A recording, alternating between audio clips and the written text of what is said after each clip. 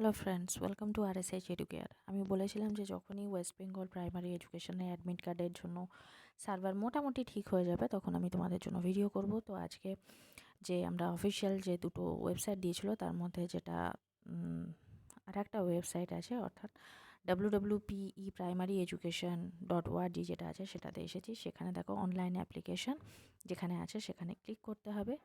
Click করলে আমি সার্ভারে দেখালো, কিন্তু এখনও পর্যন্ত কিন্তু সার্ভারে মোটামুটি অসুবিধা আছে। তা বলে এটা বলবো যে আগের বারে যেটা হয়েছিল, অর্থাৎ 28শে নভেম্বর যেটা হয়েছিল, যে টোটালি সার্ভার ক্র্যাশ করে গেছিলো, এখানে কিন্তু সেটা হচ্ছে না।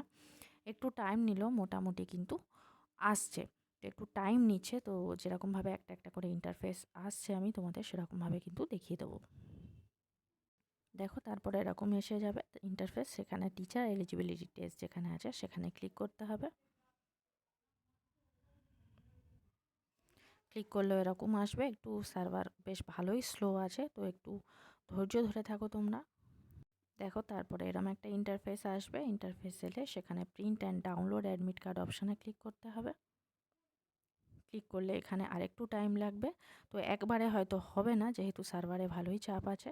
তো মাঝে মধ্যে সার্ভার কাজ করছে, মাঝে মধ্যে করছে না, তো তোমরা কিন্তু বারবার চেষ্টা করতে থাকবে।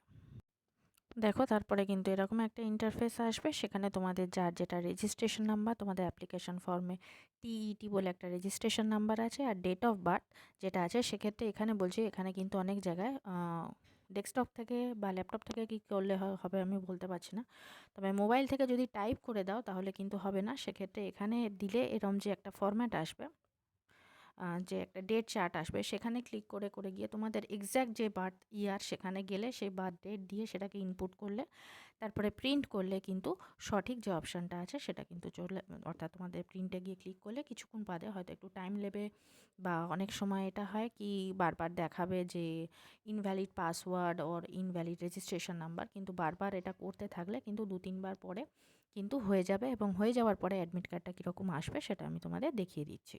দেখো এখানে একজনের এখানে দেওয়া আছে, সে তাদের যেটা ইনফরমেশন আছে সেটা তো দেওয়া যাবে না, সেই হিসেবেই যে টোটাল যে ইন্টারফেসটা সেরকম এরকমভাবে আসবে। তো এখানে রোল নাম্বার, এখানে ডিস্ট্রিক্ট, এখানে অ্যাপ্লিকেশন নাম্বার, ক্যান্ডিডেটের নাম, তার ফাদার মাদার অথবা হাজব্যান্ড যার হোক তার নাম, category, gender, date of birth, medium of school, এর পাশে যেটা ডেট আছে সেটা ডেট অফ এক্সামিনেশন। তারপরে যে যে ইনফরমেশনগুলো আছে আমি ফের তোমাদের স্ক্রল করে দেখিয়ে দিচ্ছি।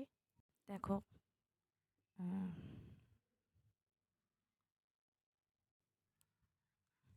দেখো এখানে টাইম অফ এক্সামিনেশান, তারপরে এখানে যে রয়েছে সেগুলো কিন্তু এখানে রয়েছে, তারপরে ক্যান্ডিডেট সিগনেচার, তো এগুলো তোমরা দেখে নেবে। এবার আমরা যেটা দেখব সেটা হচ্ছে, সেটা মূল ব্যাপার, সেটা হচ্ছে কি যেখানে কি কি ইনস্ট্রাকশান দেওয়া আছে। তো তোমরা যখন অ্যাডমিট কার্ড ডাউনলোড করবে সেখানে নিজেদের নামের spelling, roll number, registration number, date of birth, এগুলো কিছু ভুল আছে কিনা এগুলো দেখে নেবে। তো ইনস্ট্রাকশনগুলো ভালোভাবে দেখে নিতে হবে, যে candidates report the centre at least 2 hours before. তো এক্সাম টাইম কী বলা আছে, 12টা থেকে 2:30, তাহলে অ্যাটলিস্ট 2 আওয়ার্স বিফোর মানে 10টা থেকে 10:30টার মধ্যে কিন্তু অবশ্যই চলে যাবে। No candidate will be allowed to enter the examination centre without his or her admit card. তাহলে একটা অ্যাডমিট কার্ড নিতে হচ্ছে, ভ্যালিড আইডি প্রুফ নিতে হচ্ছে। তার কারণ কি, proper frisking and biometric verification. তারপরে হচ্ছে মেটাল ডিটেক্টর দিয়ে চেক হবে, এবং কোভিড-19 যে প্রোটোকল আছে সেগুলো মেনে নিতে হবে। তো সেক্ষেত্রে কী কী আছে, স্পেশালি এবল ক্যান্ডিডেটসের জন্য আলাদা করে কিছু বলা হয়েছে। তো অ্যাডমিট কার্ড ডাউনলোড করার পরে এই যে ইনস্ট্রাকশনগুলো আছে সেগুলো কিন্তু ভালো করে পড়ে নেবে। The candidate is required to produce the admit card download from the website and valid original ID proof. ID প্রুফের মধ্যে কী কী বলছে, যে মাধ্যমিকের অ্যাডমিট কার্ড হলে চলবে, Aadhaar card with photograph, PAN card, voter ID card, passport, driving licence, এর মধ্যে যে কোনো একটা নিলেই হবে। এছাড়াও কি আছে, যে তাকে এগুলো দেখাতে হবে। আচ্ছা, নেক্সট কি আসে, আচ্ছা 6 নম্বর যেটা আছে সেটা আছে, each candidate should carry his or her black ball point pen, 2 copies of admit card. তার মানে আমাদের যেটা অ্যাডমিট কার্ড প্রিন্ট আউট করতে হবে সেটা 2 কপি করতে হবে। আর সেম যে ফটোগ্রাফ দেওয়া আছে সেই ফটোগ্রাফি কিন্তু ওরা বলেছে একটা নিয়ে যেতে, তবে আমার এটা সাজেশান থাকবে যে তোমরা 1 কপির বেশি নিয়ে যাবে যদি ইনকেস দরকার লাগে। আচ্ছা, নেক্সট কি বলেছে, আর তো কিছুর কথা বলেনি। আচ্ছা, any candidate arriving at the venue allotted to her or him after the commencement of examination shall not be permitted, অর্থাৎ সময়ের পরবর্তীকালে এলে কাউকে কিন্তু অ্যালাউ করা হবে না। Under the circumstances will candidate be allowed to carry the following items inside the center? কি any stationary item like textual material, printed or written, bits of paper, geometry, pencil box, plastic pouch, calculator, scale, এগুলো কিছু কিন্তু নিয়ে যাওয়া যাবে না। আচ্ছা, no candidate without special permission of the invigilator concerned will be allowed to her seat, his or her seat or room of the examination, কেউ বেরোতে পারবে না।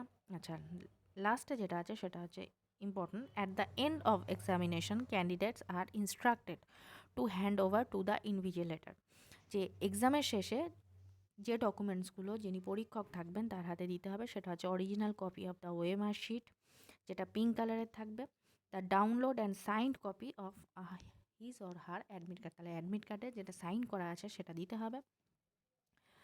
আর একটা জিনিস আছে, candidates will be allowed to leave the examination hall or room only with the following, কী তাই সে নিয়ে আসতে পারবে, question booklet, examinee's copy of answer sheet and a copy of the admit card sign by the invigilator. তার মানে এই admit card দুটো বলা হয়েছে, একটা হচ্ছে এক্সামিনার যেটি সাইন করবেন সেটি আমাদের নিয়ে আসতে হবে, যেটা আমরা সাইন করব সেটা এক্সামিনারকে দিয়ে দিতে হবে, যেটা আনসার শিটের মেন কপি সেটা ওনাদের দিয়ে দিতে হবে, এবং যেটা কার্বন কপি বা ক্যান্ডিডেটস কপি সেটা আমরা নিয়ে আসবো, এবং যেটা বুকলেট সিরিজ সেটা কিন্তু আমাদের নিয়ে আসতে হবে। তো এগুলো কিন্তু মাথায় রাখবে, আর কোনোভাবেই কিন্তু কনফিউজড হবে না। তো আজকের ভিডিও এই পর্যন্ত। যদি ভিডিও ভালো লেগে থাকে তাহলে অবশ্যই ভিডিওকে লাইক করো, যারা চ্যানেলে নতুন চ্যানেলকে সাবস্ক্রাইব করো, আর সাবস্ক্রাইব বাটনের পাশে থাকা যে বেল আইকন আছে সেখানে অলে ক্লিক করো, তাহলে আমি যখনই কোনো নতুন ভিডিও তোমাদের জন্য আপলোড করবো তার নোটিফিকেশান তোমাদের কাছে পৌঁছে যাবে।